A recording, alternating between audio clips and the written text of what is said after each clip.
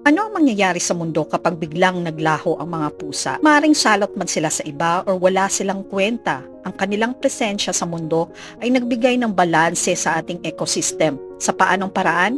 Yan ang pag-uusapan natin ngayon. Pagkatapos nilikha ng Diyos ang mundo, sinabing, God saw all that He had made and it was very good. Kaya, kung ang paniwala ng iba ay walang kwenta ang mga pusa, kaya't napakadali nilang i-abandona, pabayaan at minsan hindi pa pinapakain or kung pinapakain man, binibigyan lang ng panis or tinik or manakit tulad na lamang ng pagpelet gun, pagtusok, pagsipa, paghagis, pagbanli ng mainit na tubig and worse, pagkitil ng kanilang buhay. Nakakatakas man sila sa batas pero hindi sila makakatakas sa Diyos. You have disrespected God. In Tagalog, para mas maintindihan at malinaw, binastos nyo ang Diyos na lumikha sa kanila. Tandaan nyo yan. At dahil sa kagagawa ng tao, paano pag naisip ng Diyos na alisin na lang ang mga pusa sa mundo? Or